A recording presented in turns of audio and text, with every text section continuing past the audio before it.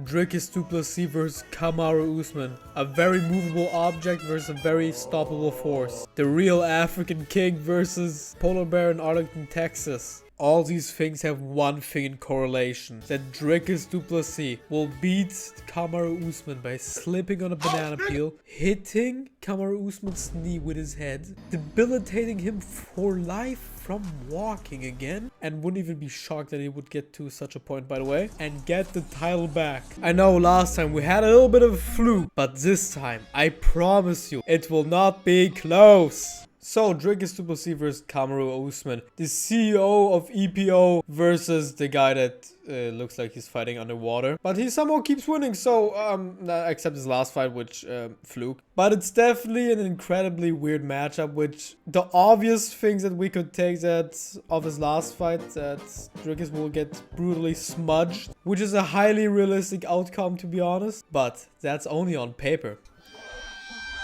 And luckily for us, Dricus Du Plessis famously can't breathe, so this is just easy. But yeah, on one side you got one of the best welterweights ever, with insane wrestling, control, and a pretty good jab. And the other side you got Dricus. Dricus fights like a drunk guy trying to carry a mattress up a flight of stairs, but that somehow won him the belt. So we'll just ignore it and see it as the most effective spray and pray style that you've ever seen in the history of the UFC. We just need one goofy overhand with zero setup. If it lands, and Kamaru Usman goes cold. But okay, let's break down how this actually goes. We're gonna go by pros and cons, and we're gonna start with Kamaru Usman. The pros for him maybe winning. The man has really good wrestling, even though he shoots his takedowns from his waist down. Like, his belly and the floor are now on the same level because his knees are notoriously fucked.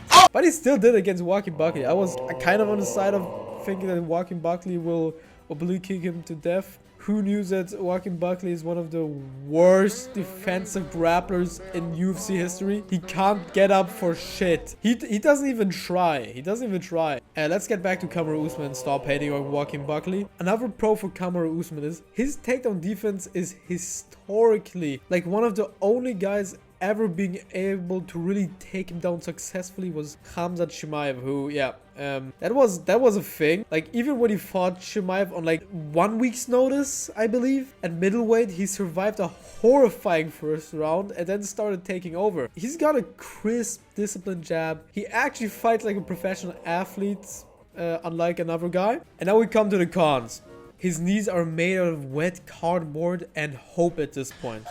Let's be real. The man has openly admitted that he has to walk downstairs backwards. You're walking down a flight of stairs like a senior citizen. I swear to God, if the result is like the Conor fight, I will go mad. Oh my God. If he attempts for the first time ever a jumping kick and blows both his knees out brutally. Oh man, this year couldn't get better. Also, another con is that Kamaru Usman is a bit smaller than Dricus, like in size and girth. Very important to mention, in girth and tonnage. Very big difference. Like, they had a little bit of a face-off. You could tell. But Kamaru Usman is also a big weight bully, so I don't think he's gonna be that much worse off. Especially since he did pretty good against the fattest guy in the middleweight division, Khamzat Chimaev. That's pretty much all the cons. He's like technically better in wrestling and has a better jab. So on paper, and again, on paper, Kamaru Usman should smudge him pretty comfortably. But again, moving up to 185 permanently to fight a guy who has the physical density of a refrigerator is a tough ask. So yeah, we'll have to see. But let's get to Dricus Du Plessis. Now to our favorite goofy South African warrior, the true king of Africa.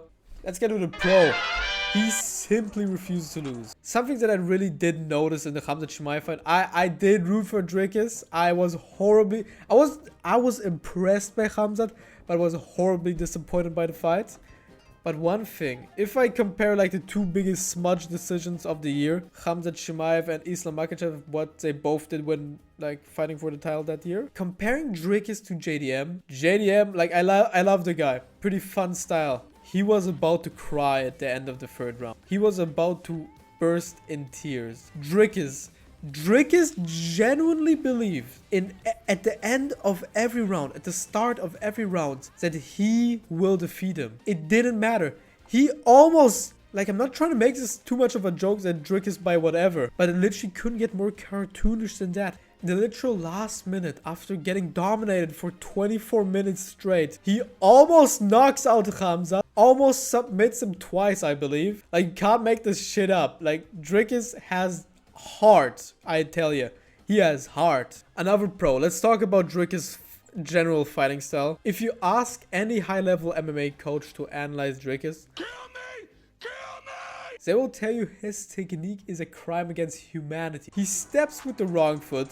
His chin is in the air. He does dumb judo stuff that should get him reversed, which often happens, to be honest. The first guy ever in UFC history to pull mount. But he is incredibly strong, has insane willpower, as already said, and has pretty good cardio. Pretty good. He may look tired, but he will keep throwing to throw, and he throws absolute bombs. Again, until the 5th round. And all I've said might have sounded like a con, but it also is a pro. Now let's get to the real cons. He's a dumbass. Like, he's a professional dumbass. He makes massive tactical mistakes. He loves to pull a ghillie. He blazes forward in straight lines, throws spinning back fists that miss by a mile most of the time, and leaves his neck wide open sometimes. But since Kamaru Usman doesn't have a submission threat, that shouldn't really be a problem. And against a disciplined, defensively sound veteran like Usman, who is, again, lower weight class coming up, they most of the time have more skill. And those mistakes that he often makes can get picked apart,